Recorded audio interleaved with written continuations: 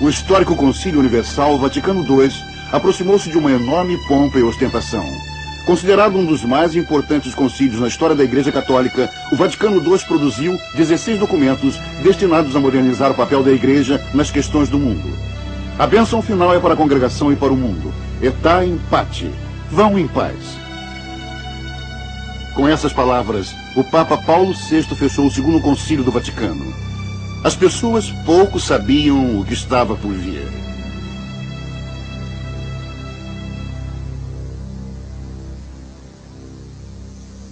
Desde o Vaticano II, as décadas têm sido turbulentas.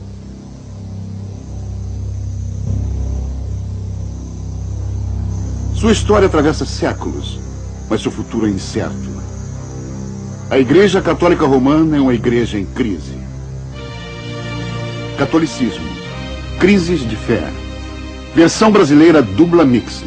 Distribuição Apocalipse Vídeo. Os indícios da presente crise estão espalhados. Os católicos estão insatisfeitos. A assistência à missa tem caído. Os confessionários têm sofrido um declínio ainda maior. As finanças estão críticas. O déficit tem se tornado um modo de vida. A clausura das igrejas são lugares comuns. Os padres têm pouca provisão. 1000 paróquias americanas já estão sem um padre. Um declínio de 40% está projetado pela virada do século. E a missa, que não pode ser realizada sem um padre, está ameaçada. Disputas internas estão sacudindo a igreja. Teólogos, padres e até bispos estão se tornando cada vez mais francos. Uma página inteira recentemente foi inserida no New York Times pedindo reforma na Igreja Católica. Ela foi assinada e paga por aproximadamente 4.500 ministros católicos e leigos. O Papa levantou a seguinte nota de desafio: ou detenham a dissensão pública ou enfrentem as medidas disciplinares. 1 em cada 7 americanos católicos natos tem deixado a igreja. Só 100 mil hispânicos estão deixando a igreja todo ano. Muitos para ligarem-se a igrejas mais pessoais.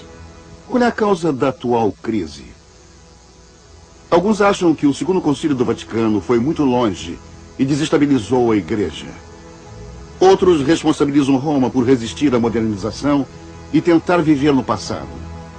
Uma outra causa sempre citada é o Humanae Vitae, o documento papal mais controverso dos tempos modernos, o qual proíbe o uso de qualquer meio artificial de controle da natalidade. Amplamente ignorado, o Humanae Vitae enfraqueceu a credibilidade da Igreja Católica e tem levado os católicos a questionarem outras doutrinas. Certamente estas preocupações são válidas, mas é possível que o problema real esteja embutido nas doutrinas da própria fé católico-romana. Esta é a igreja de Santo Inácio. Ela é adjacente à Universidade de São Francisco. Eu estudei aqui durante meus anos de treinamento no seminário. Meu nome é Bob Bush. Fui ordenado aqui em 1966. Há 21 anos, apresentei minha carta de exoneração. Eu sou Mary Caus. Depois de 22 anos como uma freira franciscana, eu tive, de certa forma, a mesma experiência do nosso fundador Francisco de Assis. Eu me vi fora de cabeça com a minha própria ordem. Mas Deus me mostrou que meu caminho seria somente o Evangelho de Jesus Cristo. Meu nome é Irmã Vilma Marie. Pelo menos assim eu era chamada, como uma irmã de caridade. Minha crise da fé começou na comunhão. O padre segurou a hóstia à minha frente e disse: o corpo de Cristo. Antes que eu pudesse dizer a esperada resposta, amém, um pensamento passou pela minha mente. Realmente é isso? Isto deu início a uma série de acontecimentos que levaram ao meu relacionamento pessoal com o Senhor Jesus Cristo. Meu nome é Frank Eberhardt. Eu estudei aqui no seminário de São José, em Kingston, Nova Jersey, para preparar-me para o sacerdócio. Enquanto eu estava aqui me preparando, uma paroquiana aproximou-se e me fez uma pergunta. Quantas missas precisavam ser feitas para que seu marido entrasse no céu? Bem, isto me fez iniciar uma investigação na doutrina do purgatório.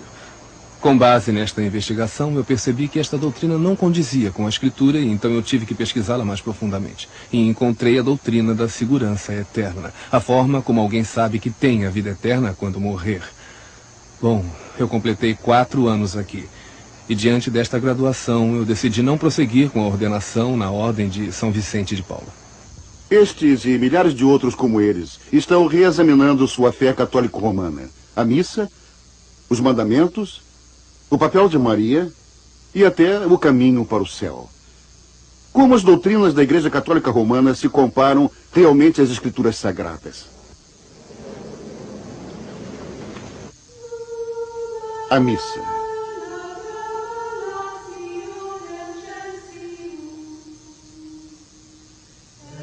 A missa é o centro da experiência católica. E todos os católicos são solicitados a participarem a cada semana. Jesus Cristo instruiu seus seguidores a tomar o pão e o vinho em memória dele. Mas, ao contrário da maioria das denominações cristãs, a Igreja Católica Romana ensina que o pão e o vinho são mais do que simbólicos. O padre realmente transforma o pão no corpo de Cristo. Uma milagrosa mudança acontece.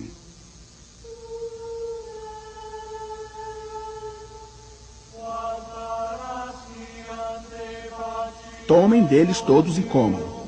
Este é o meu corpo, que será entregue por vós. A doutrina católica ensina que a hóstia não é mais o pão, mas realmente o corpo de Cristo e deve ser cultuado e idolatrado como divino. Sempre tive a curiosidade de saber sobre isto, porque como um padre você apresenta o pão e diz, isto é o meu corpo. E você é ensinado a acreditar que o pão se transforma no corpo de Jesus e você o levanta para as pessoas para o adorarem. Você faz isso com o cálice também. Mas na minha mente eu sempre pensei, não consigo ver nenhuma mudança e será que eu realmente tenho poder para fazer isto? Isto cheira como pão, parece com pão, tem gosto de pão, mas a substância é realmente o corpo de Jesus? Como a Igreja sustenta que uma transformação acontece apesar de todas as evidências externas serem contrárias, usa-se uma teoria chamada transubstanciação. Teólogo católico, padre John Boyle, da Escola Jesuíta de Teologia. A transubstanciação simplesmente significa que o que antes era pão e vinho é agora o corpo e o sangue de Cristo, e nós o tomamos fisicamente porque somos físicos. E isto é a fisicalidade da vida. A Igreja baseia a transubstanciação nos ensinamentos de Aristóteles. Seu conceito de matéria do 3º século a.C. considerava que tudo consiste de 2 partes, acidentes e substância. Acidente é descrito como a aparência exterior da matéria. Substância é a essência interior.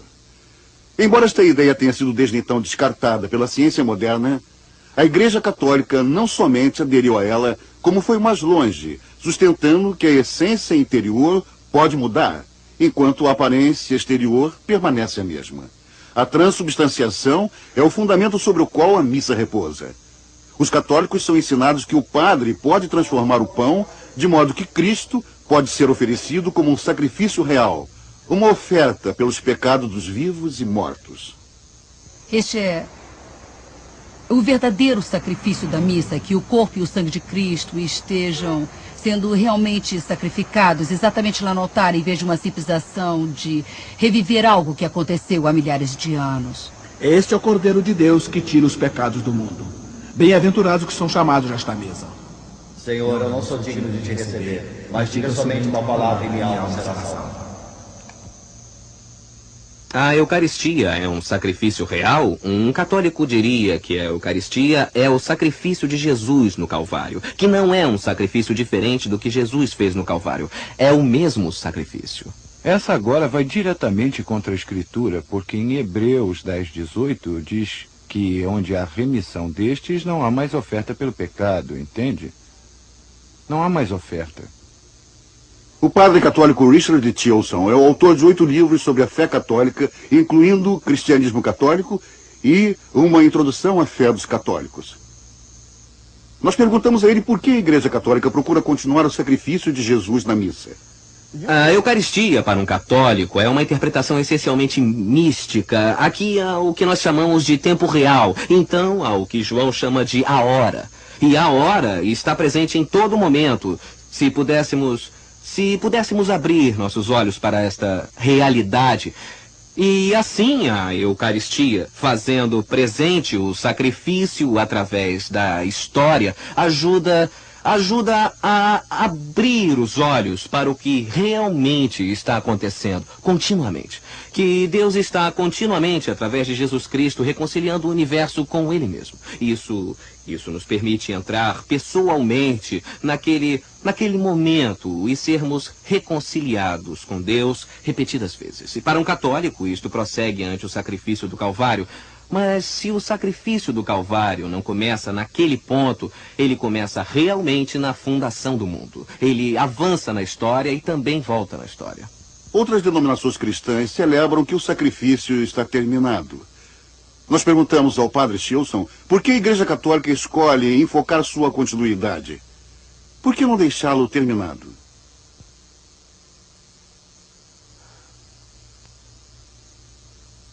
Eu não sei se posso responder. Me desculpe. Eu sei que é uma real controvérsia entre protestantes e católicos, mas eu não sei se posso responder a isso melhor do que eu já tentei responder. O padre católico realmente não pode explicar como aquela obra consumada de Cristo na cruz permanece ainda hoje na missa. Na verdade, o que acontece é um ato místico de transubstanciação, no qual Cristo vem voluntariamente do céu às ordens e chamado do nosso Padre. Quando ele levanta a hóstia sobre a cabeça, então ele voluntariamente se torna um sacrifício de novo. Não há nada na Escritura Sagrada que diga que Cristo sequer já sonhou em fazer isto. A Escritura diz que Cristo, com uma só oferta, tem aperfeiçoado para sempre os que estão sendo santificados, e isto inclui só uma oferta para a nossa salvação. A Igreja Católica Romana ensina que a missa é um sacrifício propiciatório, e o que significa que ela aplaca a ira de Deus. Isso realmente afasta o pecado. Entretanto, a Escritura é muito clara sobre o fato de que há somente um sacrifício propiciatório, isto é, o que o nosso Salvador fez na cruz. Por esta razão, em João 19:30, Cristo disse: está consumado. E quando algo está consumado, está consumado. Quando está feito, está feito.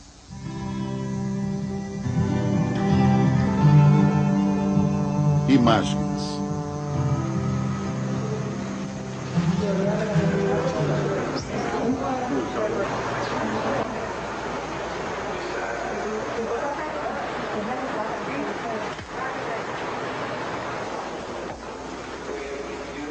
O único aspecto da devoção católica é a veneração a santos e o uso de objetos sagrados como imagens.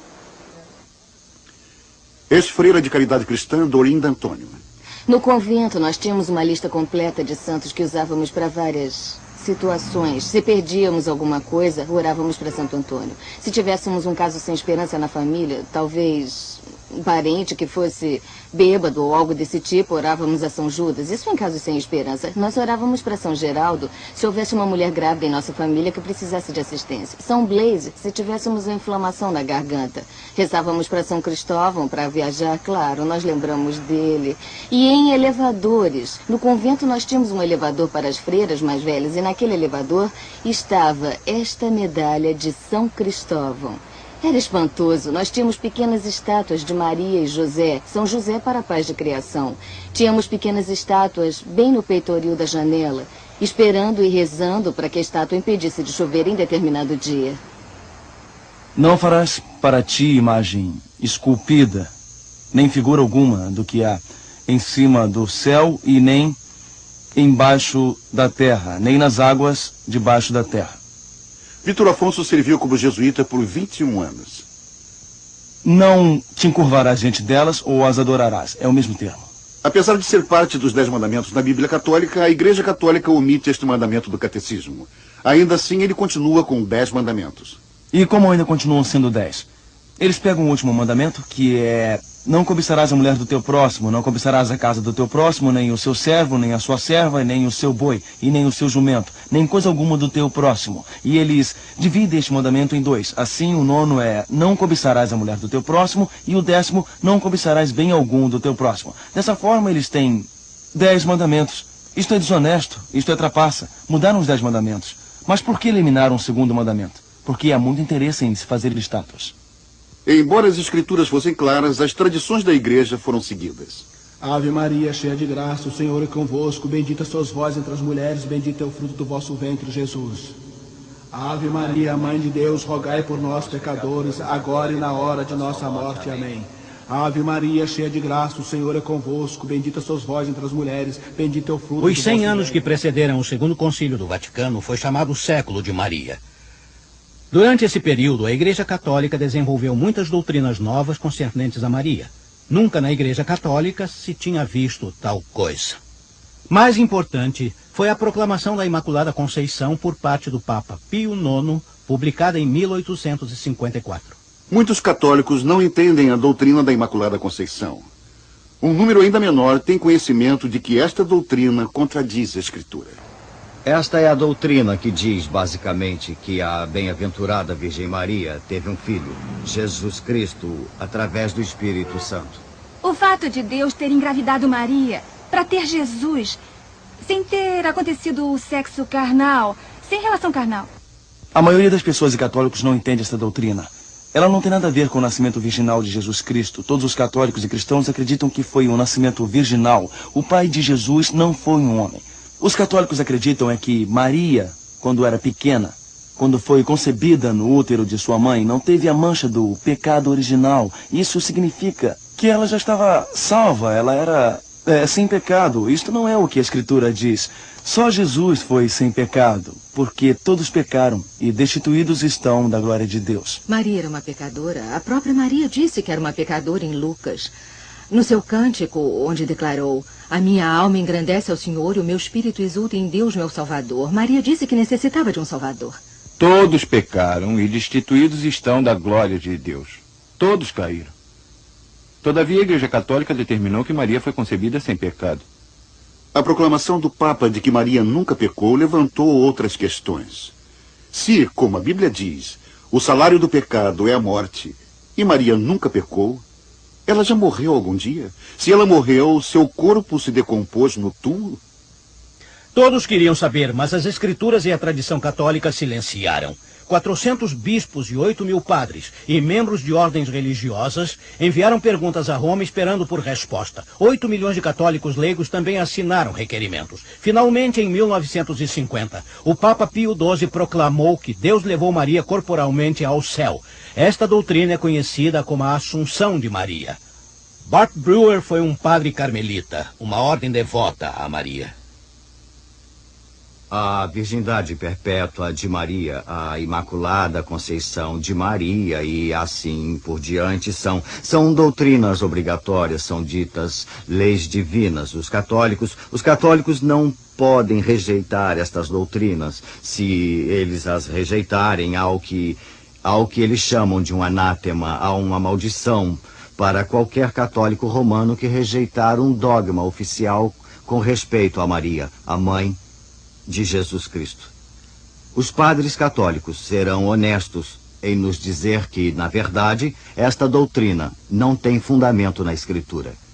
E qual é a origem da doutrina da Assunção de Maria? Você não vê nada definitivo na Escritura sobre isto, mas você acha um tipo de base. Porém, eu diria que a doutrina da Assunção tem a sua origem na devoção das pessoas através dos séculos.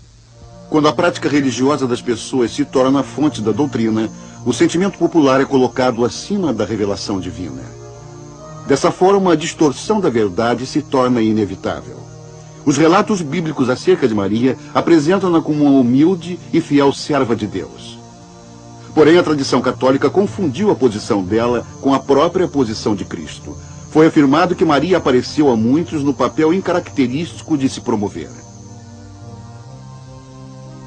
Em 1917, ela apareceu em Fátima. Lá ela anunciou: Deus deseja estabelecer no mundo a devoção ao meu coração imaculado. Meu coração imaculado será vosso refúgio e o caminho de levá-los a Deus. Este santuário ao Imaculado Coração de Maria foi recentemente erigido em Santa Clara, Califórnia, para promover a devoção ao Imaculado Coração de Maria. Eu sinto, sempre que tenho um problema pelo qual estou rezando, que se falar com Maria, ela terá mais compaixão de mim. E ela pode entender meus motivos se eu sentir que fiz algo de errado. Melhor do que Jesus ou Deus. Você sabe, ela é uma espécie de mediadora. Este anúncio é do Catholic Standard e Times. Ele não tem dito não a ela em 2000 anos. O que você teria para ela pedir a ele? Se me permitir uma opinião um pouco pessoal, eu creio que como eu disse, um dos problemas ocidentais da cultura do mundo é o problema da patriarquia. O cristianismo e o judaísmo são religiões fortemente patriarcais. Uma das belezas do catolicismo está na sabedoria que concedeu a figura de Maria para balançar a hierarquia masculina de Deus, o Pai, Jesus, o Filho e o Espírito Santo, o qual tem sido também masculino na tradição cristã. Eu acredito que, de alguma forma misteriosa, a figura de Maria, que procede do Novo Testamento, que procede da sábia literatura do Velho Testamento, a qual é parte das Escrituras Sagradas, mas não necessariamente parte da Bíblia protestante, equilibra e dá uma dimensão feminina a Deus que está faltando num cristianismo puramente bíblico. A Igreja Católica declara que Maria é a mediadora de toda a graça. Este é o Catecismo de Baltimore, uma doutrina de unidade básica na Igreja Católica, uma das quais eu aprendi e fui instruído no seminário. O quadro mostra Cristo ainda na cruz como cabeça da igreja, e o seu lado está jorrando sangue. Este sangue está jorrando em direção ao primeiro sacramento, chamado a Eucaristia. E da Eucaristia é dispensado o perdão do pecado, o recebimento de Jesus Cristo pessoalmente dentro das vidas dos católicos romanos. E a partir desse sacramento, o sangue continua seu fluxo através das mãos de Maria. Maria é a dispensadora final de toda graça no catolicismo romano. E nós temos retratados 7 sacramentos. Dizem que cada um deles dispensa graça às pessoas. Este quadro realmente me angustia. Que estas pessoas tenham que passar pela igreja e por Maria para receberem a graça que Cristo conseguiu no Calvário é tão contrária à doutrina bíblica, está simplesmente errado. A igreja que está tornando a graça de Cristo menos acessível, não mais acessível às pessoas. Cristo é o mediador entre o homem e Deus. Assim, temos aqui o exemplo de alguém na Escritura, Maria, que foi uma pessoa muito bonita e um modelo de vida cristã na sua caminhada de fé com o Senhor, a qual fica distorcida dentro de uma tradição, uma definição dogmática que contradiz a Escritura. Salvação católica. De acordo com a Igreja Católica, Deus criou Adão e Eva com uma vida divina em suas almas chamada graça. Esta graça foi perdida quando eles desobedeceram a Deus no jardim do Éden e os portões do céu se fecharam. Cristo restaurou esta graça morrendo na cruz. Novamente os portões do céu se abriram. Cristo fez sua parte. Agora o homem deve cooperar fazendo a dele. Qual é a parte do homem? Fundamental para suas muitas responsabilidades em ativar a salvação são os 7 sacramentos. Cada sacramento proporciona uma bênção diferente. O batismo é o primeiro sacramento recebido. Ele limpa todo o pecado, traz renascimento à vida de graça e torna a criança um membro da Igreja Católica Romana. Os pais são responsáveis por levar o recém-nascido a ser batizado o mais rápido possível. Peter, eu te batizo em nome do Pai, do Filho e do Espírito Santo. Amém. A Crisma concede força especial do Espírito Santo para fugir da tentação e defender a fé católica. O sacramento do matrimônio proporciona ajuda ao casal para a vida conjugal. O católico permanece na vida de graça, a não ser que cometa um pecado mortal como imoralidade, embriaguez ou ausência à missa a cada domingo. Estes pecados mortais são punidos pela eterna separação de Deus. Os pecados mortais devem ser confessados a um padre. No sacramento da reconciliação, o padre concede absolvição no momento em que a pessoa recita as palavras rituais. Através do sacerdócio da igreja, Deus te deu perdão e a paz. E eu te absolvo dos teus pecados, em nome do Pai, do Filho e do Espírito Santo. Amém. O padre recebe o poder de absolver pecados e celebrar a missa através do sacramento das ordens sacras. Os últimos sacramentos preparam a alma para passar pela morte. A família chama o padre para administrar confissão, unção do doente e santa comunhão. A condição da alma no momento da morte determinará o destino eterno do católico. Aqueles que morrerem fora da graça passarão a eternidade no inferno. Enquanto aqueles que morrerem em estado de graça irão para o céu, a maioria precisa sofrer primeiro no purgatório. Lá a pessoa paga por pecados passados confessados, como também pecados veniais não arrependidos, como mentiras secundárias ou ira, os quais a igreja considera menos sérios. Este fardo é carregado pela família inteira, porque eles acham que podem encurtar o tempo de seu amado falecido no purgatório, oferecendo suas próprias boas obras e sofrimentos. A missa é particularmente uma oferta eficaz. Esta é a razão por que os católicos proferem missas pelas pessoas. Elas vão a uma paróquia e dão algum dinheiro, terão assim uma missa rezada por seus parentes mortos. Mas quando você examina as escrituras, você observa todas as partes. Gênesis, Êxodo, Levítico, faz toda esta trajetória até o livro do Apocalipse, examina tudo e não há purgatório lá. Apesar de ser uma crença obrigatória, muitos católicos estão confusos sobre a doutrina do purgatório. Nunca pensei em purgatório. Eu penso nisso como uma ideia antiquada. Eu nunca pensei nisso. Eu tenho sentimentos muito confusos sobre isso. Eu não tenho muita certeza. Eu tenho membros da minha família que estão falecidos. Só espero que tenham ido realmente para o céu, ao invés de estarem esperando para obter seu caminho para o céu, ou que rezem para que eles entrem lá, como aprendemos quando crianças.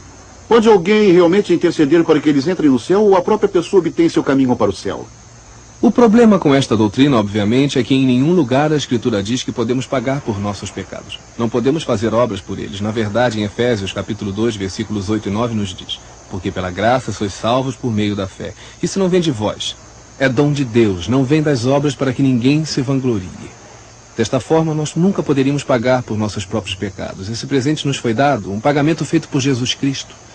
Outro problema com o purgatório é que ele nos sugere que Cristo não teria sido capaz de pagar a pena total por nossos pecados.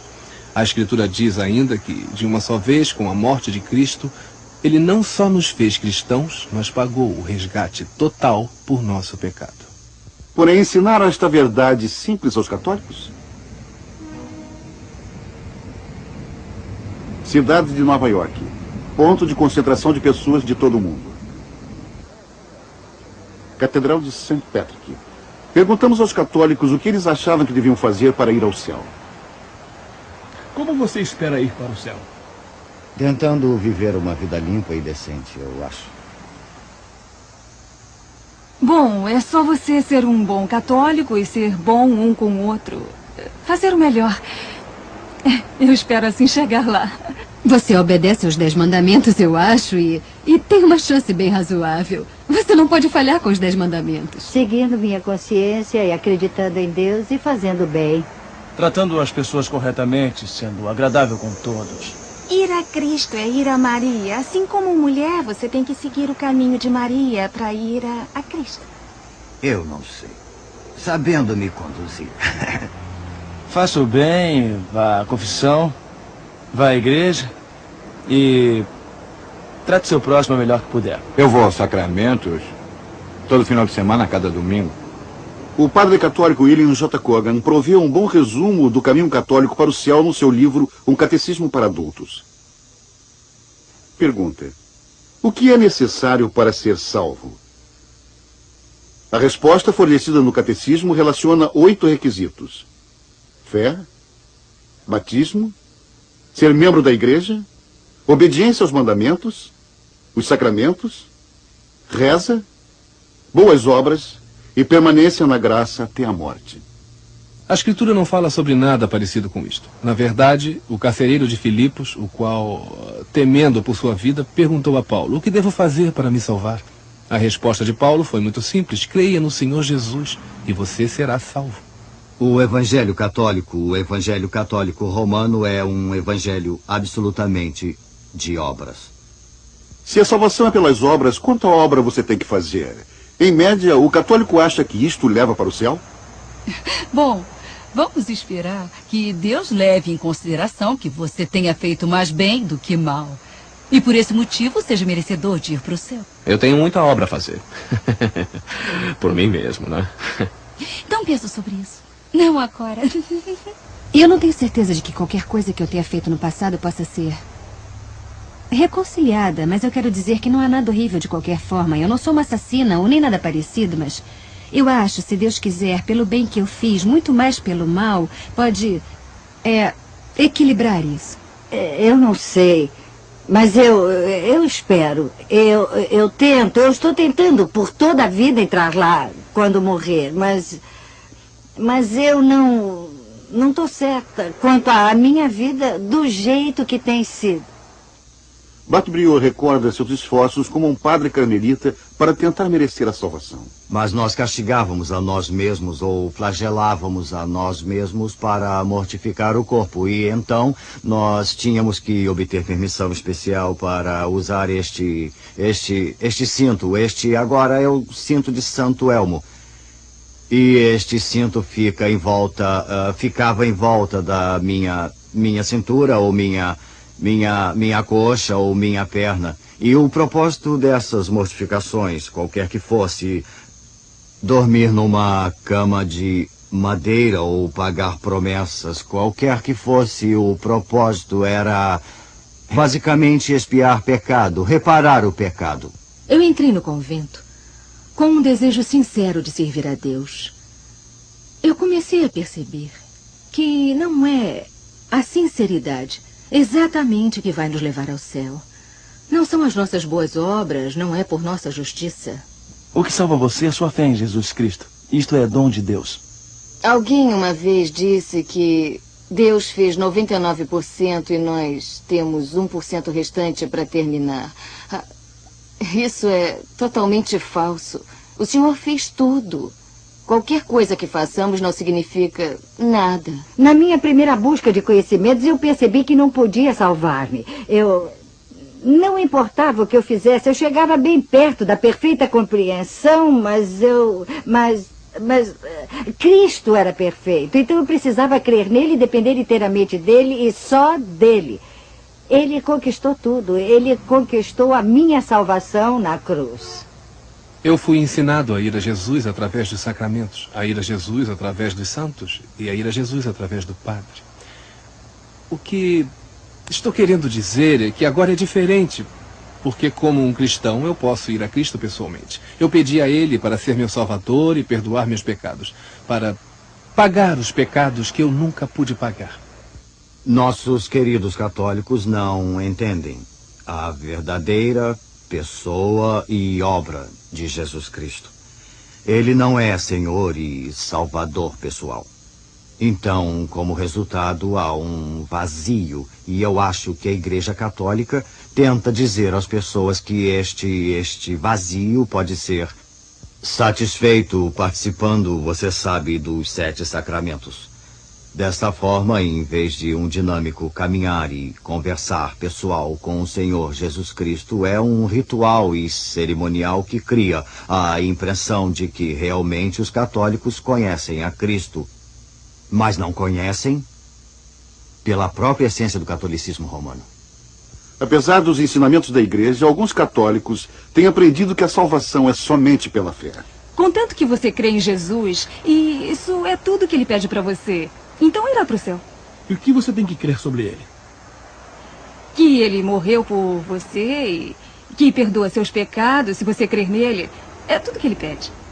Esta mulher foi a única de dúzias de católicos que entrevistamos na Catedral de St. Patrick que parecia entender o plano de salvação. É só a laicidade que tem sido enganada? Enquanto Vitor Afonso era ainda um padre jesuíta, ficou incomodado de que a Igreja Católica não estivesse ensinando o Evangelho verdadeiro. Ele discutiu a questão com um proeminente doutor do catolicismo somente para levar o padre a compreender que ele mesmo não entendia. Finalmente, Vitor perguntou ao padre o que ele achava que o Evangelho era. A resposta do padre? Amamos uns aos outros. Eu disse que isso é o fruto. Que você ame um ao outro. Quais são as boas novas? Ele nunca conheceu.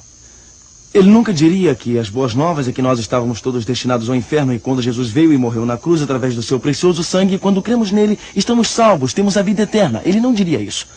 Por quê? Não porque sejam contra Jesus. Ele não sabe disso. É um doutor das Escrituras. As Escrituras são claras, mas o erro persiste. O sacrifício da missa continua a despeito das últimas palavras de Cristo na cruz. Está consumado. As imagens são tratadas como sagradas, embora os 10 mandamentos proíbam fazê-las e curvar-se diante delas. Maria é proclamada mediadora de toda a graça, embora o Novo Testamento ensine que só há um mediador entre Deus e o homem, Jesus Cristo. E as pessoas são ensinadas que devem trabalhar pela salvação, embora a Bíblia coloque claramente que a salvação é pela graça através da fé. E isto não vem de vós. É dom de Deus. Muitos católicos modernos escolheram ignorar certas doutrinas da Igreja que consideram desatualizadas.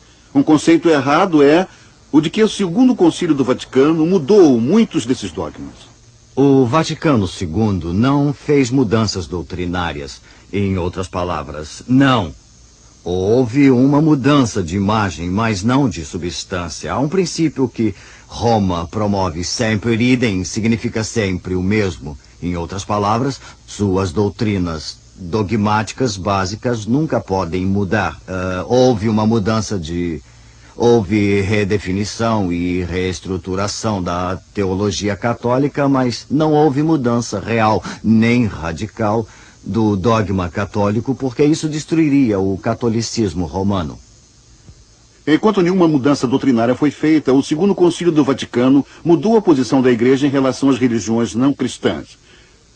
Ele afirmava que as pessoas de todas as religiões formam uma comunidade e que a Igreja respeita os valores espirituais, morais e culturais do hinduísmo, budismo e islamismo.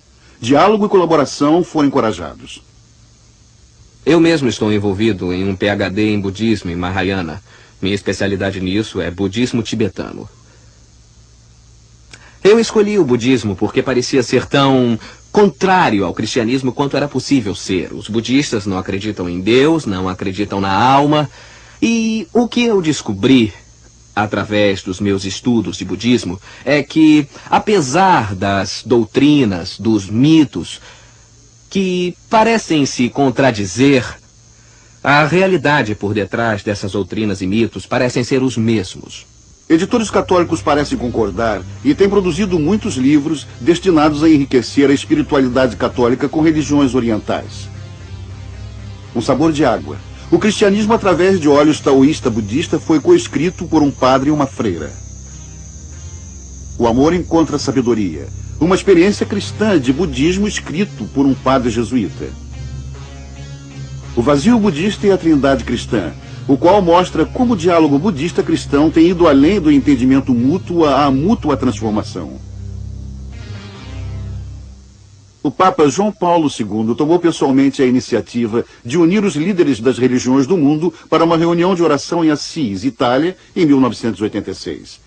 Eles vieram de todo o mundo, católicos, protestantes, ortodoxos e judeus. Muçulmanos de 9 nações cantaram do Alcorão. O budismo de Dalai Lama, tradicionalmente considerado como uma divindade viva, cantado ritmicamente. Grandes homens americanos da medicina, invocados como Grande Espírito. Animistas da África, hindus, zoroastristas. Nós ficamos lado a lado pedindo a Deus que nos dê paz. Com este convite do Papa, 160 líderes das religiões do mundo se uniram em petição a Deus. Enquanto a tolerância com as culturas dos outros é louvável, esta reunião tratou todas as religiões como igualmente válidas. Um endosso sem precedente na história do cristianismo. O que dizem as Escrituras? Há somente uma pessoa que tira os nossos pecados, meus pecados e seus pecados. Há só uma pessoa que faz isso, e é Jesus. Buda não fez isso. As religiões hindus não fizeram isso com Shiva. Confúcio não fez isso. Ninguém fez. A religião muçulmana não faz isso. Eles não têm um Salvador que tira os pecados do mundo. Eles não têm. Por isso a Escritura diz que só há um caminho. Por que o catolicismo desviou-se do catolicismo bíblico? Porque elevou a tradição, a doutrina da Igreja, a posição das Escrituras e até acima dela. O Novo Testamento descreve o cristianismo como uma fé que foi proferida de uma vez por todas através de Cristo e dos apóstolos. Mas o catolicismo continuou a adicionar novas doutrinas à fé católica a partir das tradições dos homens. A crença de que a natureza do pão muda na missa não tinha sido acrescentada à doutrina oficial até o Quarto Concílio Lateranense em 1215. Foi a primeira vez que a Igreja sancionou a teoria da transubstanciação. O purgatório foi declarado doutrina em 1274.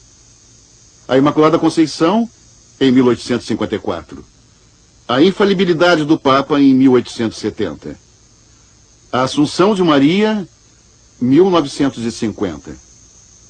E a Declaração de Religiões Não Cristãs, em 28 de outubro de 1965. O Segundo Concílio do Vaticano deixou claro que a Igreja Católica continuará confiando na tradição. Não é somente da Sagrada Escritura que a Igreja tira sua certeza sobre tudo que foi revelado. Ambas, a Sagrada Tradição e a Sagrada Escritura, devem ser aceitas e veneradas com o mesmo senso de lealdade e reverência. Eu tive um problema com isto, especialmente quando comecei a ler a Escritura sozinho. Eu pude ver a Escritura dizendo uma coisa e a tradição dizendo outra, e isto me causou problemas novamente. Você pode chamar de uma crise, onde eu tive um momento difícil aceitando o que a Igreja dizia, quando eu podia ver claramente Cristo dizendo algo diferente. A Igreja Católica afirma que não há conflito, não há problema. Mas há muitos conflitos e há muitos problemas. Há muitos exemplos disto, de doutrinas definidas infalivelmente e dogmas que realmente contradizem o que já está na Escritura. Alemanha, 1521. O conflito entre a Escritura e a tradição foi o coração da reforma durante a Idade Média.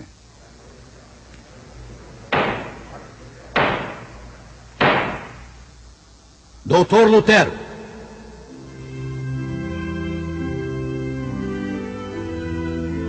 Ontem o senhor admitiu que estes escritos eram seus.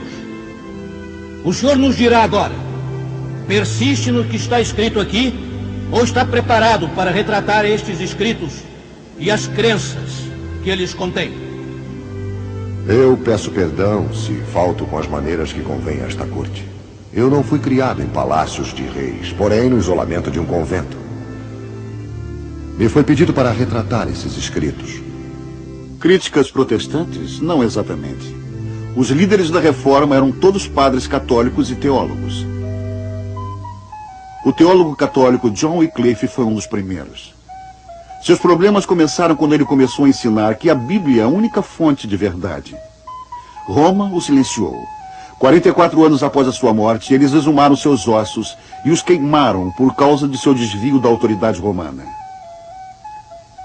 Em 1415, o padre católico e teólogo da Universidade de Praga, John Huss, foi queimado no poste. Seu crime? Ele também fez das Santas Escrituras sua única regra no tocante à religião e fé. Depois de 16 anos como padre, o reformador suíço Hildreich Zwingli rompeu com a Igreja Católica quando não podia mais colocar a tradição no mesmo plano das Santas Escrituras. João Calvino estava estudando para o sacerdócio quando experimentou uma conversão espiritual. Ele deixou a igreja logo depois. Martinho Lutero era um padre agostiniano e professor de teologia da Universidade Católica de Wittenberg. Ele não concordou com os representantes do Papa de venderem perdão do purgatório para financiar a construção da Basílica de São Pedro. Lutero fez uma lista de 95 razões por que isto era errado e pregou na porta da igreja de Wittenberg. Os escritos de Lutero ajudaram a constituir os 3 princípios orientadores do pedido de reforma do século XVI. Número 1, A Bíblia é a única fonte de verdade autorizada para a salvação. Número 2. O homem é salvo por Deus somente através da fé. Número 3. Todo cristão tem acesso direto a Deus somente através de Jesus Cristo. Quando ordenado a retratar-se, Lutero respondeu: minha consciência está cativa à palavra de Deus. Sua vida escapou por um triz. Estes homens foram todos católicos leais, cujas tentativas de reformar sua igreja e voltar ao cristianismo bíblico defrontaram-se com forte oposição de seus superiores.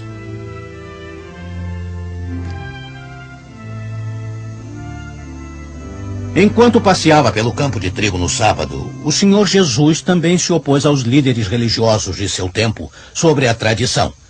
Os apóstolos estavam colhendo espigas e comendo. Além disso, quando eles comiam o pão, não lavavam as mãos cerimoniosamente como os rabinos prescreviam. No 7º capítulo do Evangelho de Marcos, nós lemos que os fariseus e os escribas perguntaram a Jesus: por que não andam os teus discípulos conforme a tradição dos anciãos? Jesus não se intimidou. Ele repreendeu os líderes religiosos por elevarem os ensinamentos dos rabinos ao mesmo nível da autoridade das santas escrituras de Deus. Ele os acusou de ensinar como doutrina os preceitos de homens. Ele não podia obedecer às tradições dos anciãos sem desobedecer à palavra escrita de Deus. Ele escolheu antes obedecer a Deus do que aos homens. Muitos católicos hoje estão fazendo essa mesma escolha. Eu tinha que decidir a quem iria seguir. Seria um homem que podia cometer erros? Ou Deus que não podia mentir para mim? Tinha que abandonar por um objetivo. E eu achei que a Igreja Católica, em suas doutrinas e doutrinas infalíveis, as quais eram chamadas de dogmas, deturparam e mudaram a palavra. Eu abandonei a Igreja Católica e desisti do sacerdócio católico romano pela graça de Deus, por motivos teológicos, por motivos doutrinários teológicos. Eu comecei a perceber que a Igreja Católica não tinha a doutrina correta. Não tinham o que eu precisava em minha vida.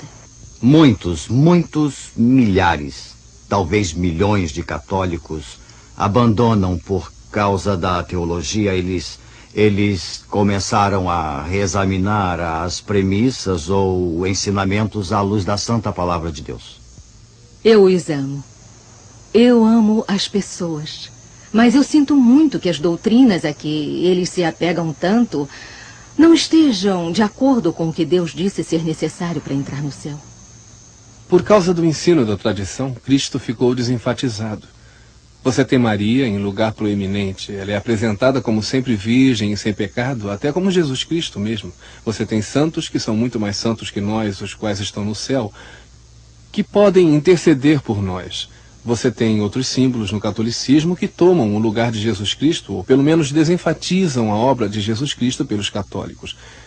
Eu acho que uma razão pela qual o catolicismo não está surtindo efeito hoje, está em crise, é porque há uma falta de fé no próprio Evangelho do Senhor.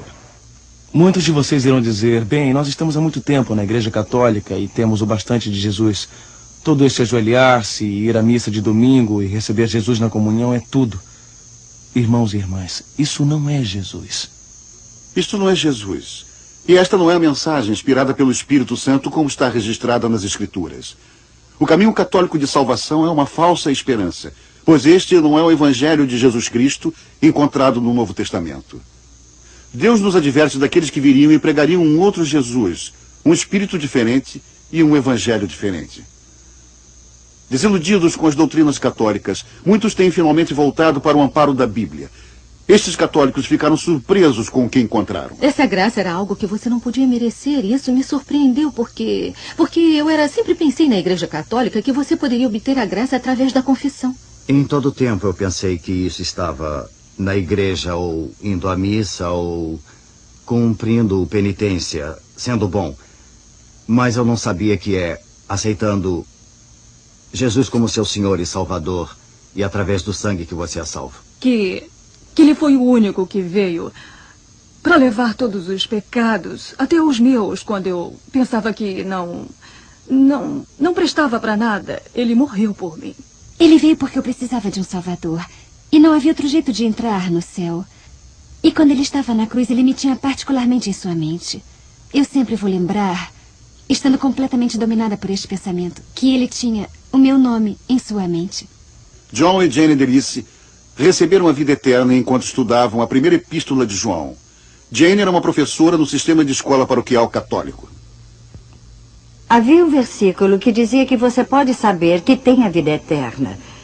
E eu estava muito confusa e desorientada porque não entendia como podia realmente saber que poderia ter a vida eterna. Descobrimos que somente a obra de Jesus Cristo foi suficiente para que entremos no céu. E não foi nada que eu fiz, mas foi tudo que ele fez. E foi crendo nele, na sua obra consumada na cruz. Cada uma dessas pessoas tem, desde então, abandonado a Igreja Católica. Não é o que estamos abandonando, mas em que estamos entrando. Não é o que está atrás de nós, eu quero dizer... É como quando os pioneiros vieram para o oeste. Não era o que eles estavam deixando para trás, era para onde estavam indo. E nós estamos indo para uma nova vida em Jesus. Nós estamos entrando na vida eterna. Quando Jesus morreu e me salvou, eu recebo isso da glória eterna a Deus em toda a eternidade. Eu louvarei a Deus por toda a eternidade por ter me salvado. O Senhor Jesus Cristo é tudo para mim. Como eu posso? Ele é tudo. Minha salvação. E quando eu penso nele, eu só consigo me ver caída a seus pés e também sendo levada a querer correr em sua direção. É como se ficasse separado por um longo tempo de um amigo. E você quer estar com ele, mas essa reverência é tremendamente inspiradora. É só um sentimento de nunca querer sair de sua presença. Onde quer que ele vá, eu quero estar. Eu não posso viver sem ele. A Romana é uma igreja em crise. Catolicismo, uma fé em crise. Versão brasileira, Audio News, Rio. Estabeleceram diferentes causas para a crise. Mas será que o problema real não estaria entremeado nas mesmas doutrinas da Igreja Católica? Meu nome é José Borras. Sou ex-religioso das escolas pias na cidade de Albacete. Sabendo que alguns protestantes estavam distribuindo propaganda em minha paróquia, decidi rebater suas doutrinas com o estudo do Novo Testamento. Um ano depois, eu deixei a Igreja Católica para seguir ao Senhor, como ele ensina no Novo Testamento. Me chamo Rócio Pestana Segovia. Nasci em Madrid, Espanha. Durante 9 anos vivi como freira num convento do Sagrado Coração de Jesus de religiosas caristas de Canta la Piedra, Salamanca. Lembro que tínhamos no centro do convento, no claustro, um poço no qual eu gostava de me sentar, orar, falar com o Senhor e pedir que me desse dessa água espiritual, da qual ele falou à mulher samaritana e lhe dizia: dá-me de beber, dá-me de beber. Eu tentava buscar essa água por mim mesma, através de práticas religiosas, o cumprimento dos sacramentos, de todas as ordenanças da Igreja Católica e do convento. Mas não me sentia satisfeita. Não saciava minha sede. Finalmente tive que sair do convento. E depois de 7 anos, encontrei a salvação e o perdão de meus pecados em Jesus Cristo, fonte de água viva. Eu sou Miguel Carvajal Dias. Estudei neste convento vários anos para me preparar para ser padre franciscano. Tinha grandes inquietações, a necessidade muito grande de buscar a Deus, de ter uma resposta sobre os dogmas, mas não encontrava. Mas, graças a Deus, houve alguém que me falou do Evangelho e eu finalmente recebi o Senhor Jesus Cristo como meu Salvador pessoal. Saí daqui e agora estou pregando o Evangelho do Senhor Jesus Cristo. Meu nome é Maria del Pilar Solis Dias. Este foi o meu lar durante muitos anos. Para ser exata, 19 anos, que pertencia à Congregação de Filhas de Maria Imaculada de Guadalupe. Eu entrei para a vida religiosa, querendo conhecer e servir ao Senhor em tempo integral. No ano em que fiz meu voto perpétuo, comecei a ficar doente de ataques epiléticos. Recorri a muitos médicos e também fiz oração aos santos e à Virgem de Guadalupe, mas sem nenhum resultado. Não recebi a saúde. Saí da vida religiosa, doente, e um amigo meu me recomendou ir para uma comunidade cristã. E lá eu escutei pela primeira vez que só em Jesus Cristo temos a salvação. Que só nele temos a sanidade. Esses, e muito mais como eles, voltaram a examinar sua fé católica romana, os mandamentos, o papel de Maria, a missa e até mesmo o caminho para ir para o céu. Como se comparam as doutrinas da Igreja Católica Romana com as da Sagrada Escritura? As imagens.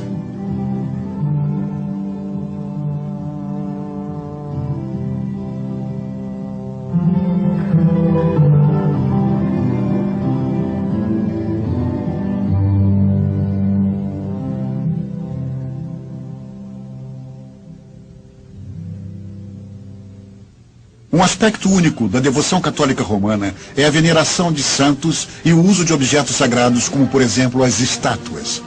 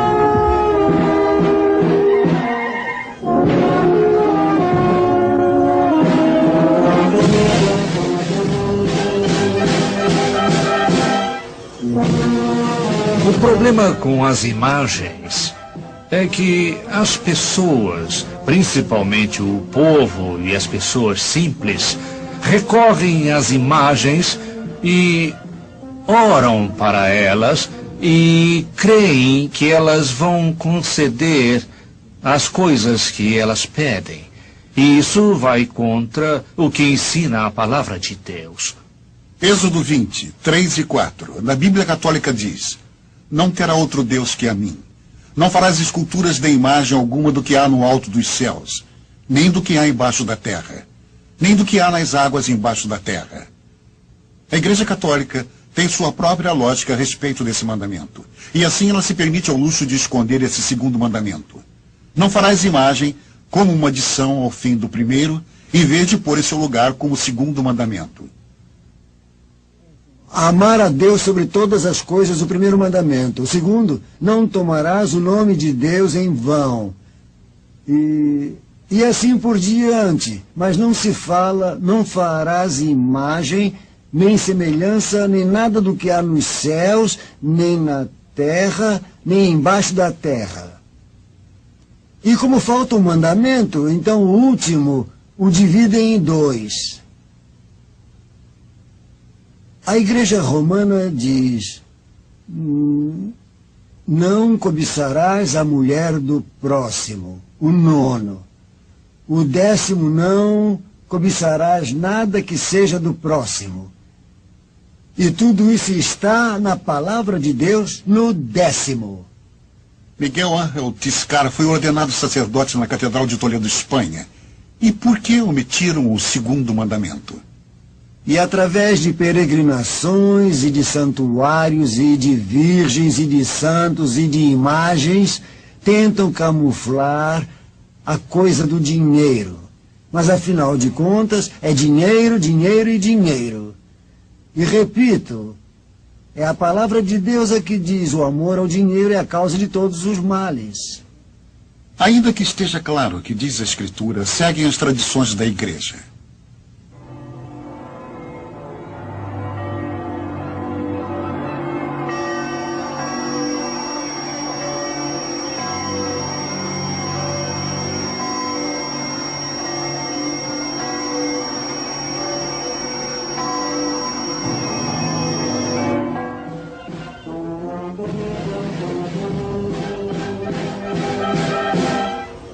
Nos 100 anos anteriores ao Segundo Concílio Vaticano, foram designados como o século mariano. Da maior importância foi a proclamação da Imaculada Conceição pelo Papa Pio IX em 1854. Muitos católicos não compreendem bem a doutrina da Imaculada Conceição e eles também muito menos perceberam que contrariam as Escrituras. Pode explicar a Imaculada Conceição? Não sei como responder. Pode explicar a doutrina da Imaculada Conceição? Nós pensamos que Nossa Senhora foi coberta pelo Espírito Santo e foi assim que ela concebeu seu filho, sem a participação de um homem. Foi propriamente o Espírito Santo que interveio. Por isso é que Jesus é o Filho de Deus e por isso é que ela é corredentora. Nem mesmo o padre explicava corretamente a Imaculada Conceição. Simplesmente, o Papa definiu que Maria foi concebida sem pecado original. Juan Sanz Pascual foi ordenado sacerdote na Espanha, no seminário de Madrid, Alcalá. Desde o princípio de seu ser, no ventre de sua mãe, ela é sem mancha, sem pecado original. Isso é o que significa Imaculada Conceição, que foi concebida sem pecado original. Agora, essa doutrina da Imaculada Conceição vai contra o que diz exatamente na Palavra de Deus. Em Romanos 3, 23, a Palavra de Deus diz, porquanto todos pecaram. Ela diz, e não podemos dizer que Maria é enganadora e mentirosa. Ela diz em Deus, meu Salvador. Logo, Maria foi salva. A proclamação do Papa de que Maria nunca havia pecado suscitou outras questões. Se, como a Bíblia diz que o salário do pecado é a morte, e Maria não pecou, morreu? E se morreu, se decompôs o corpo no sepulcro? Todos queriam saber, mas tanto as Escrituras como a tradição católica guardavam silêncio a respeito disso. 400 bispos e membros das ordens religiosas enviaram solicitações a Roma pedindo resposta. 8 milhões de leigos católicos também assinaram pedidos. Finalmente, em 1950, o Papa Pio XII proclamou que Deus havia tomado corporalmente Maria aos céus. Essa doutrina é conhecida como a Assunção de Maria. A Virgem não morreu. Ela dormiu. Então, ao acordar de seu sono, os anjos vieram levar seu corpo e sua alma para o céu. E hoje é a festa da Assunção. A Virgem entrou de corpo e alma para o céu, como Jesus Cristo entrou depois da ressurreição. E qual é a fonte da doutrina da Assunção de Maria? A Assunção de Maria vem através da doutrina da Igreja como através dos papas. Foi evoluindo. A doutrina da Ascensão de Maria, a Igreja Católica Romana. Bem, se baseia em falsas tradições? Também. Não na Palavra de Deus. Na Imaculada Conceição, a virgindade perpétua de Maria e a ascensão de Maria aos céus são não leis eclesiásticas, e sim dogmas, e como tais têm que ser cridas por todas as pessoas que quiserem ser consideradas como boas católicas e permanecer dentro da Igreja Católica. Quando as práticas religiosas do povo chegam a ser a fonte da doutrina, o sentimento popular é elevado à categoria de revelação divina. E com isso se faz a inevitável distorção da verdade. Os relatos bíblicos de Maria a apresentam como uma serva humilde e fiel a Deus. Mas a tradição católica confundiu sua posição com a do próprio Cristo. Se alega que apareceu com um papel muito pouco característico de promover sua própria glória. Em 1917, apareceu em Fátima e lá anunciou: Deus quer estabelecer no mundo a devoção a meu imaculado coração. Meu imaculado coração será vosso refúgio e o caminho para conduzir-vos a Deus. Nós temos fé nas imagens. Para mim, sim. É como se Deus, por exemplo, a Virgem de Guadalupe é a Virgem Maria é mãe de Jesus. E para mim, é Deus. Eu digo que me lembro mais vezes dos momentos que passo com a Virgem que de Jesus, que também, para mim, é importante, mas... não sei, acho que recorro mais a ela. A Igreja Católica declara que Maria é a mediadora de todas as graças. Por Jesus e por Maria é muito fácil. Maria é o caminho mais fácil para se chegar a Deus. Maria é como uma escada. Então subimos por essa escada. Jesus e Maria são essa escada. A teologia católica, apoiada nessas considerações, é como chama a Virgem a onipotência intercedente. Quer dizer, ela é que obtém tudo o que pedem. Porque a Virgem é uma intercessora nossa. Como você, que pode ter um intermediário para ir a uma pessoa superior a você, por exemplo, ter um amigo que conheça essa pessoa, este amigo poderá levá-lo até ela. Assim a Virgem intercede por nós. Você a vê com suas mãozinhas juntas, é porque ela sempre está em atitude de oração. E ora por nós, ela intercede por nós, é nossa intercessora. Isso é um verdadeiro absurdo.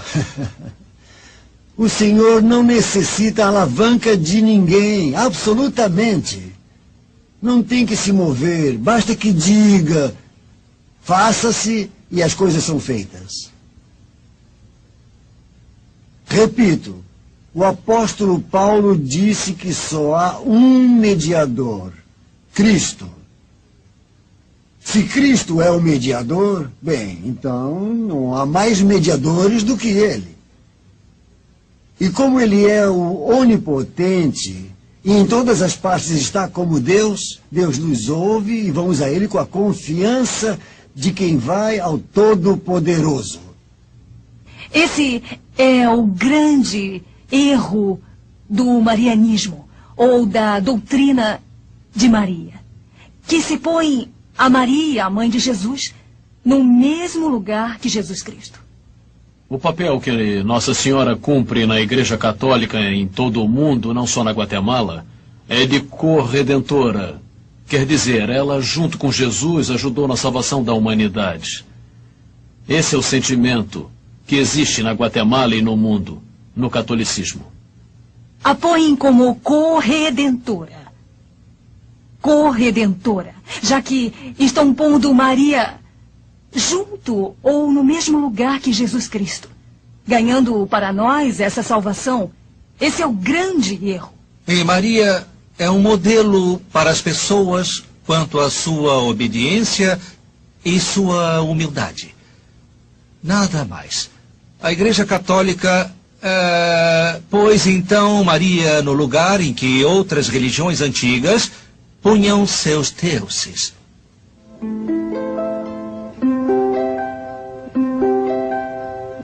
A missa.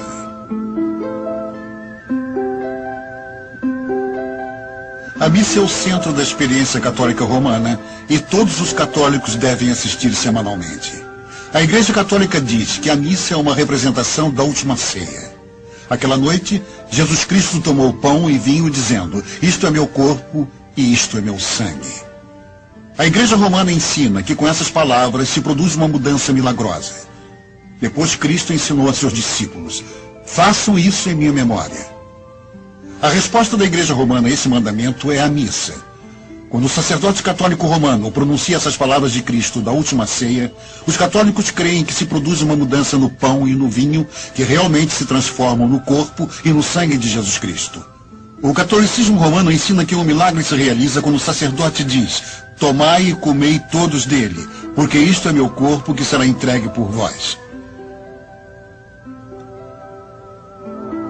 A Igreja Católica ensina que a hóstia deixa de ser pão e agora é realmente o corpo de Cristo. Nós, católicos, cremos que Cristo se converte no pão e no vinho. Se transformam no corpo e no sangue de Jesus completamente. Toda a sua alma, todo o seu corpo, toda a sua divindade se encontram num pedaço de pão.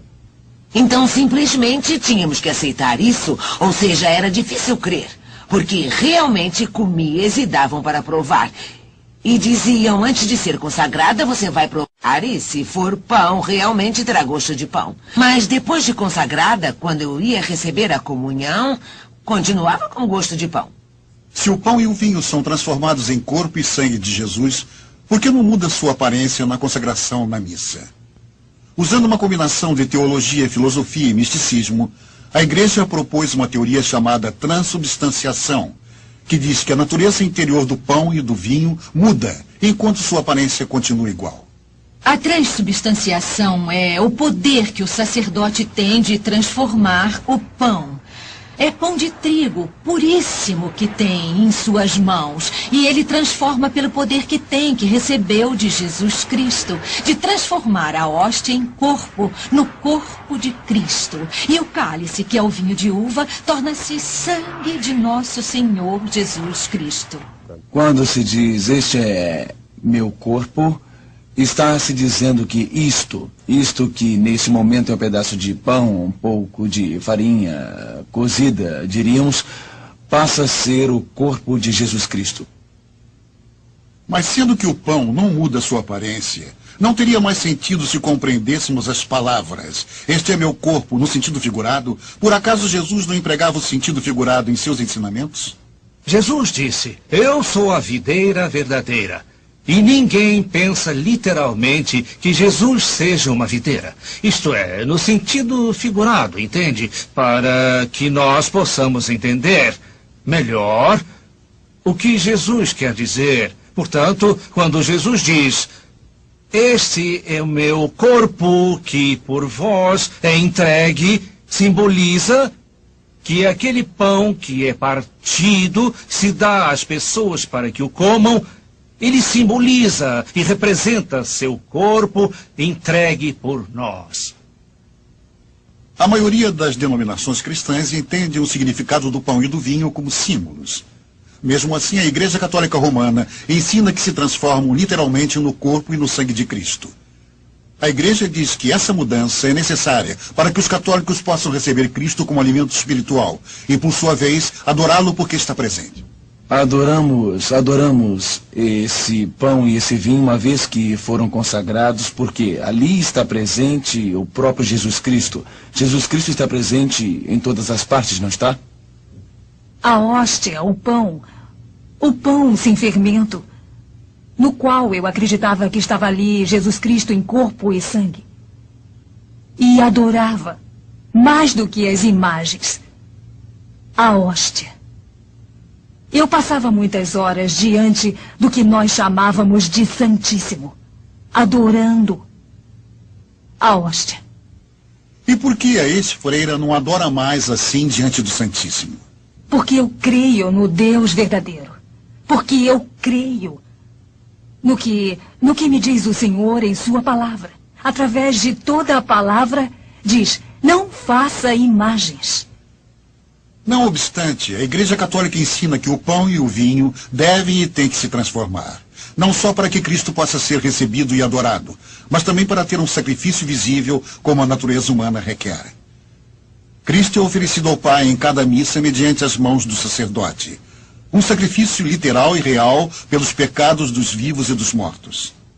A Santa Missa, para os católicos, é realmente um sacrifício no qual Cristo outra vez volta a se oferecer na cruz. Mas é um sacrifício incruento, quer dizer, sem sangue.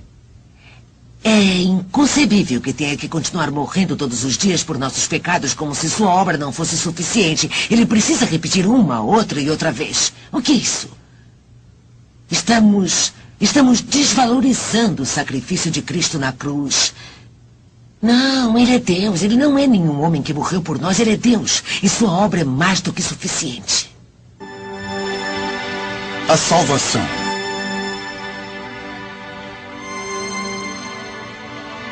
Segundo a Igreja Católica, Deus criou Adão e Eva com vida divina em suas almas, chamada graça.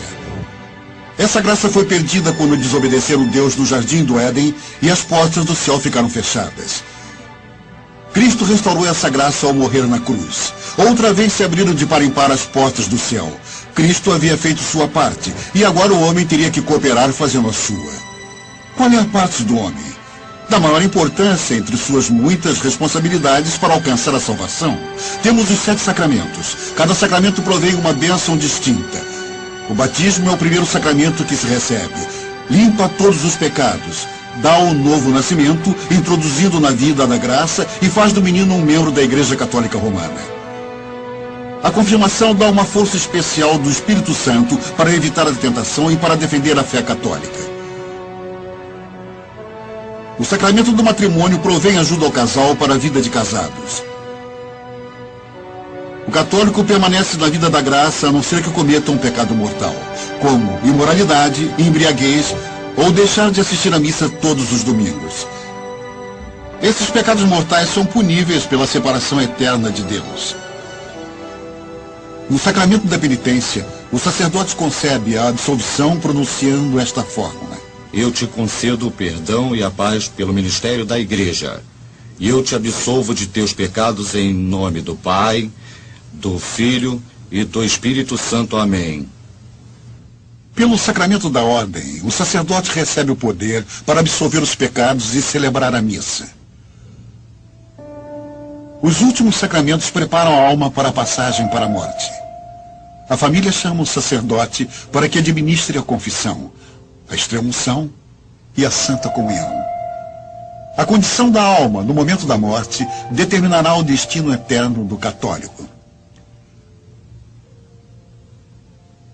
Os que morrerem fora da graça passarão a eternidade no inferno. Mesmo que aqueles que morram em estado de graça irão para o céu, a maior parte deve sofrer primeiro no purgatório. Lá, a pessoa paga por seus pecados anteriores confessados e por pecados veniais não confessados.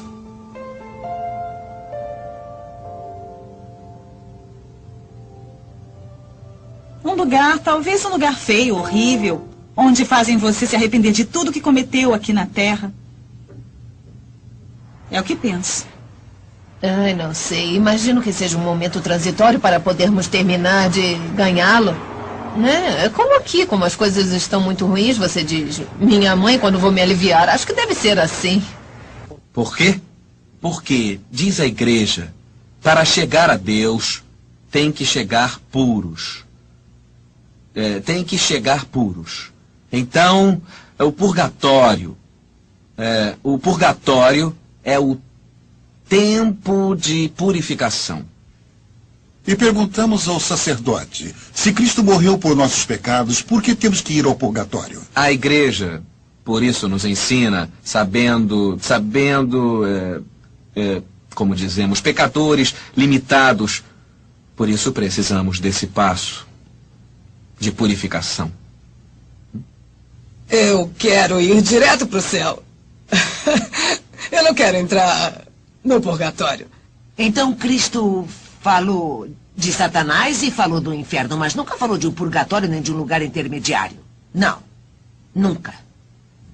É o purgatório, uma doutrina espúria, que não tem fundamento na palavra de Deus. Mas, isso sim, a Igreja soube introduzir para fazer com as vidas, os bens e as pessoas.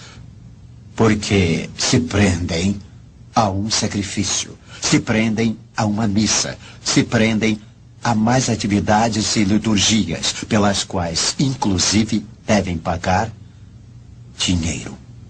A palavra de Deus nos diz que não pelas obras, para que ninguém se glorie, ninguém se gabe. Se fosse por boas obras a salvação, bem, eu creio que as pessoas ricas teriam mais oportunidades. Mas realmente o que nós precisamos mesmo é receber, aceitar Jesus Cristo como Salvador pessoal. Foi seu sangue que nos comprou, foi o preço infinito para a nossa salvação, para a nossa vida eterna. Mas aos católicos é ensinada esta verdade? Perguntamos aos católicos romanos em todo o mundo de língua espanhola. O que temos que fazer para nos salvarmos? O que precisa fazer para ir para o céu? Pode fazer uma lista de coisas? Bem, uma lista não, porque, bem, seria demorado. Mas fazendo coisas pelos meus semelhantes, sim, poderia conseguir. Para ir ao céu, é preciso amar ao próximo, principalmente, não é? Acho que me comportar bem, não é? Eu preciso fazer orações e fazer boas ações e me aproximar de Deus e ajudar ao próximo e perdoar aqueles que me tratam mal. Os sacramentos são necessários para ir para o céu, porque cada vez que eu me aproximo dos sacramentos, eu recebo o sim de Deus. Eu espero ir para o céu se eu fizer boas ações e se eu cumprir com o que Jesus me pediu. Estou cumprindo com a lei de Deus e fazendo com que os demais a cumpram. Não pecar, não matar e não roubar. Eu penso que a pessoa tem que ser boa aqui na Terra e ajudar o próximo que nos ajuda. Guilherme J. Kogan, padre católico, nos dá um bom resumo do caminho católico para se ir para o céu. Em seu livro, Catecismo para Adultos, pergunta: o que é necessário para se salvar? A resposta que esse catecismo dá aponta 8 requisitos: a fé, o batismo, amando a Deus e seus semelhantes, obedecendo seus mandamentos, recebendo os outros sacramentos, especialmente a Santa Comunhão, orando e fazendo boas ações, preservando a amizade com Deus até a morte. Eu queria que somente lêssemos um versículo da palavra de Deus em João, capítulo 6, versículo 47. Jesus disse: o que crê em mim tem vida eterna. Assim simples, assim fácil. Parece fácil, mas mesmo assim é muito difícil, porque temos que renunciar a todos esses conceitos humanos e religiosos para pormos exclusivamente a nossa fé em Jesus. Através de seu sacrifício, nós temos a vida eterna. Renunciar a esses conceitos religiosos e humanos se torna muito difícil aos católicos praticantes, especialmente para os membros das ordens religiosas. Uma noite, Rocio Pestainha Segovia, como uma expressão de seus votos à igreja...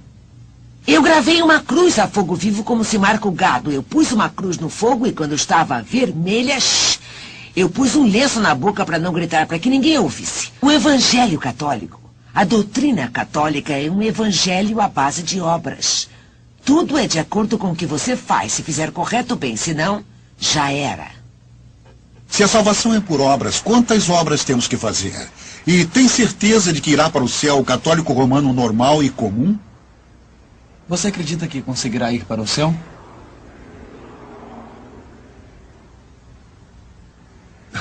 Não sei. Isso é coisa que só Deus decide. E você? Eu acho que... Bom, ninguém sabe de nada. Todos esperamos o que está por vir. Eu acho que é isso. Não sei. Não sei. Ajudo no que posso e... Bem, se estou para ir para o céu, tudo bem. Se não, como não sei se o verei, bom, não posso, não tenho certeza.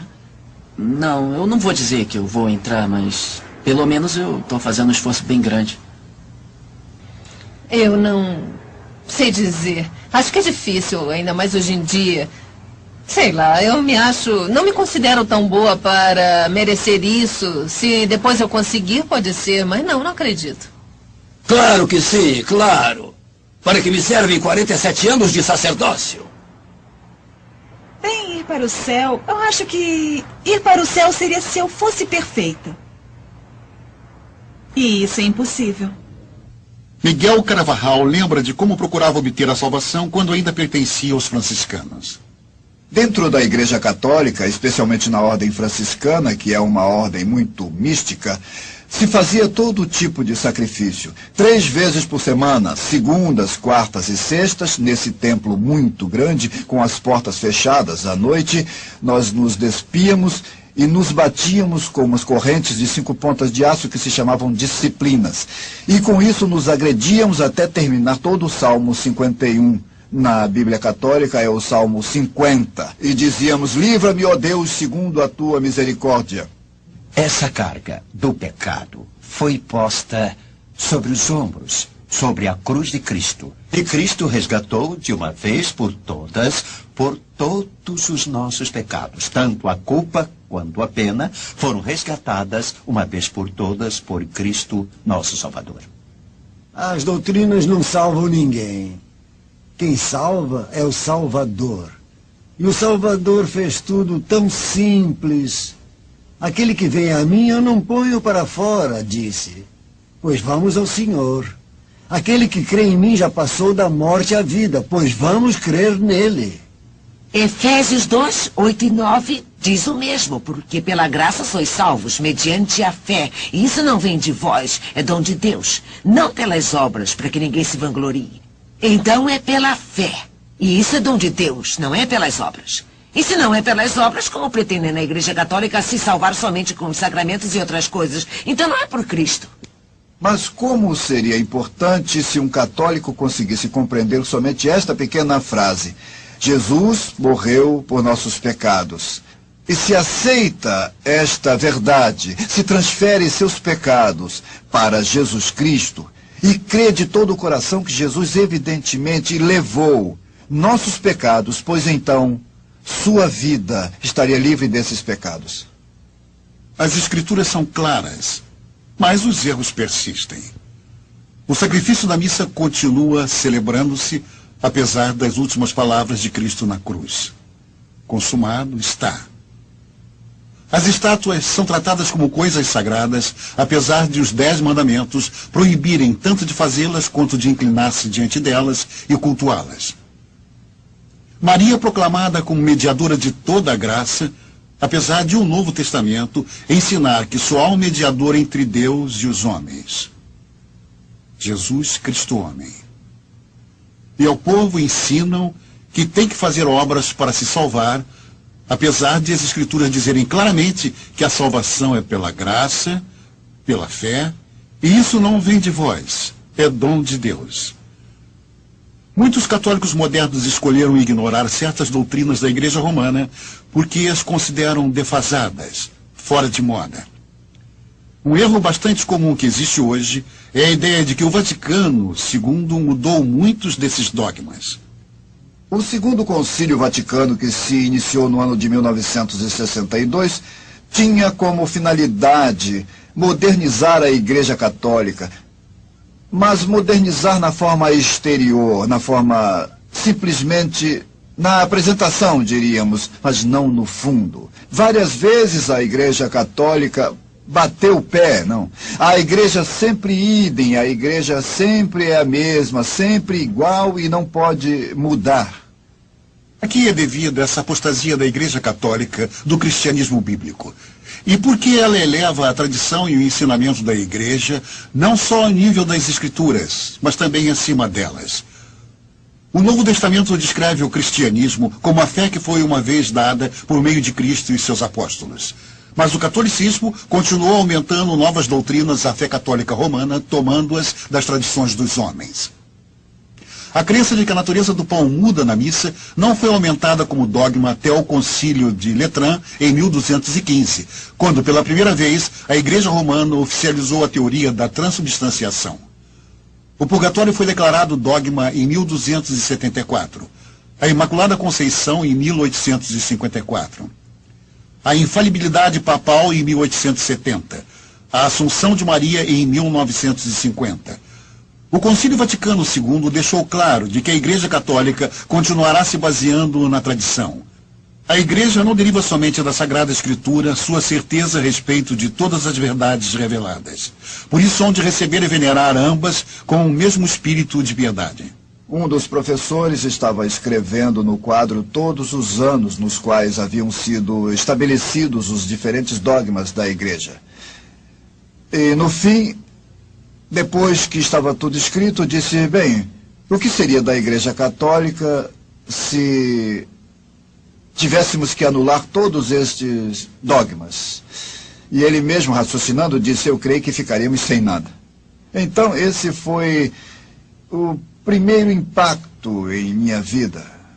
E daí começaram grandes perguntas, como, por exemplo, por que Jesus Cristo Não teria pregado o evangelho completo e deixou a tarefa para que a igreja estabelecesse dogmas e novas doutrinas. É um erro pôr a igreja acima de Cristo. Pôr a igreja acima das Escrituras. E então, venha a se cair no autoritarismo dogmático da igreja, com o qual se tiraniza o povo humilde. Alemanha. Esse conflito entre a escritura e a tradição estava no centro da reforma durante a Idade Média.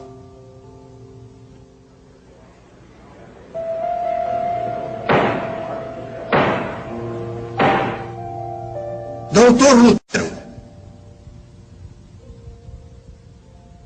ontem o senhor confessou que estes escritos são seus. Diga-nos agora, se o senhor insiste no que está escrito aqui, ou se está preparado para se retratar desses escritos e das crenças contidas neles.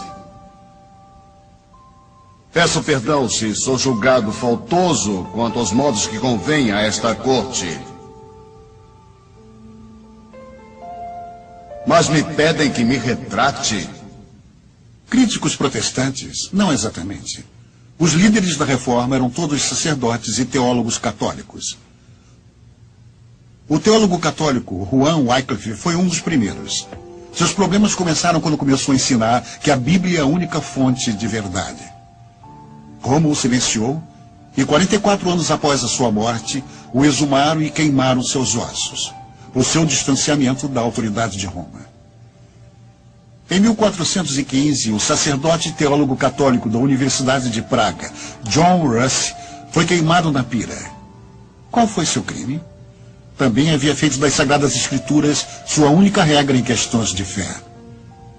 Depois de 16 anos como sacerdote, Eurico Zwinglio rompeu com a Igreja Católica quando não pôde mais pôr a tradição no mesmo nível que as Sagradas Escrituras. João Calvino estava estudando para o sacerdócio quando experimentou a conversão espiritual. Deixou a igreja logo depois. Martim Lutero era sacerdote e professor de teologia na Universidade Católica de Wittenberg. Se opôs a que os representantes do Papa vendessem perdões para evitar o purgatório, a fim de financiar a construção da Basílica de São Pedro. Lutero redigiu uma lista de 95 razões pelas quais isso era um erro e colocou na porta da igreja de Wittenberg. Os escritos de Lutero ajudaram a formar os 3 princípios reitores do chamamento à reforma do século XVI. A Bíblia é a única fonte de verdade para a salvação. O homem é salvo por Deus mediante uma só fé. Cada crente tem acesso direto a Deus só por meio de Jesus Cristo. Quando ordenaram que ele se retratasse, Lutero respondeu: "Minha consciência é cativa da palavra de Deus." Escapou vivo por muito pouco. Esses homens foram todos católicos leais, cujas tentativas de reformar a sua igreja e devolvê-la ao cristianismo bíblico os colocaram diante de uma vigorosa oposição por parte de seus superiores. Este é um antigo problema. Certa vez, enquanto andava por um trigal num dia de sábado, o Senhor Jesus teve também um choque a respeito da tradição com os líderes judeus de seu tempo. Seus discípulos estavam recolhendo espigas de trigo e comendo-as. Além disso, enquanto comiam seu pão, não lavavam cerimoniosamente as mãos, de acordo com os ensinamentos dos rabinos. No capítulo 7 do Evangelho de Marcos, lemos que os fariseus e os escribas perguntaram a Jesus: "Por que não andam seus discípulos conforme a tradição dos anciãos?" Jesus não se intimidou. Ele repreendeu os líderes religiosos por elevarem os ensinamentos dos rabinos ao mesmo nível que a palavra sagrada de Deus. Os acusou de ensinarem por doutrinas e preceitos de homens. Não podiam obedecer à tradição dos anciões sem desobedecerem à palavra de Deus. É preferível obedecer a Deus antes do que aos homens. Na atualidade, muitos católicos estão tomando essa mesma decisão.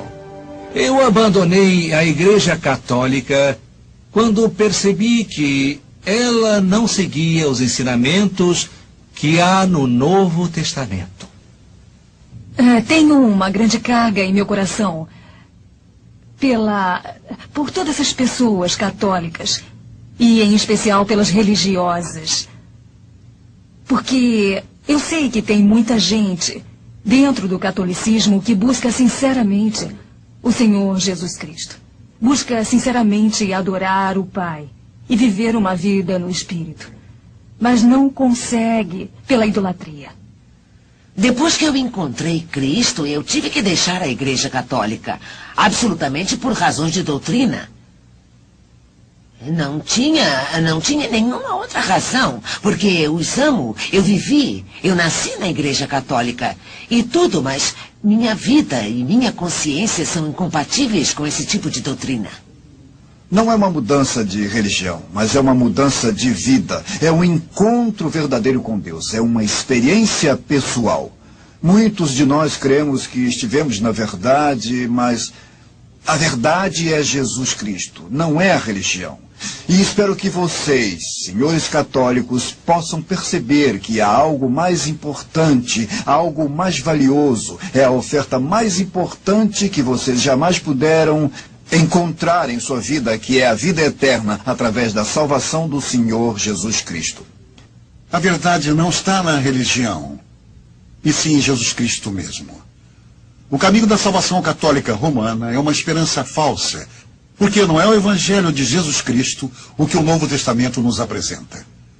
Desiludidos com a doutrina católica romana, muitos estão recorrendo à Bíblia buscando respostas. Esses católicos se surpreenderam ao encontrar o que a Bíblia Sagrada diz. A primeira coisa que me chocou foi que a salvação é um dom de Deus. Por graça e não por nada que nós façamos. Que trazíamos uma tradição diferente, nos comportarmos bem, ir à missa aos domingos, confessar, etc.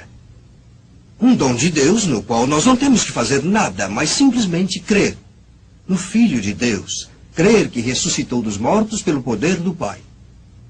Disse na cruz, consumado está. Não tem nada mais a se fazer. A Igreja Católica não vai te dar essa liberdade que Cristo te dá. Eu temia a morte porque não estava seguro do céu. Eu não sabia por onde iria.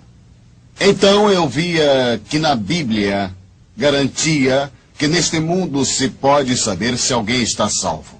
O que nos salva é o sangue de Cristo, crendo que Ele é o Salvador e nosso Senhor pessoal da nossa vida para que possamos entrar no céu.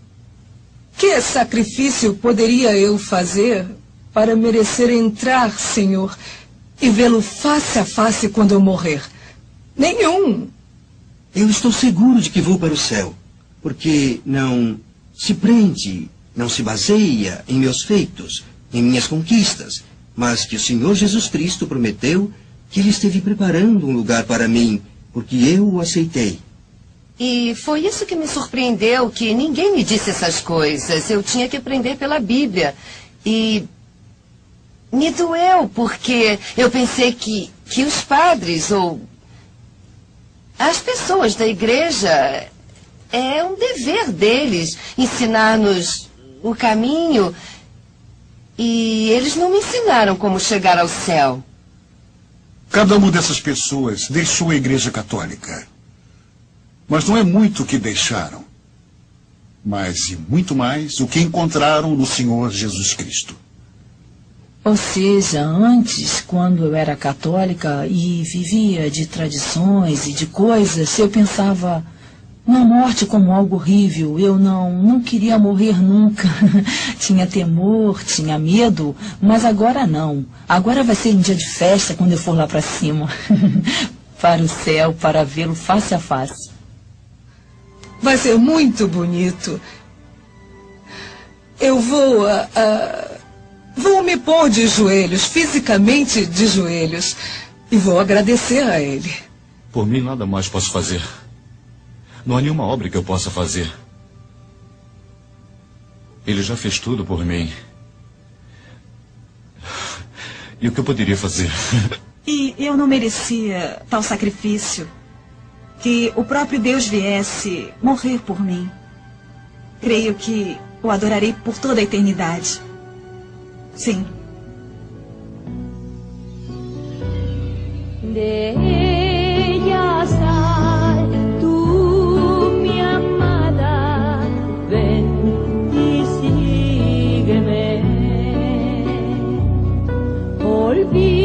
Olvídala y al monte ven, donde por ti morí. Como flores que al envejecer, nada de ellas quedó.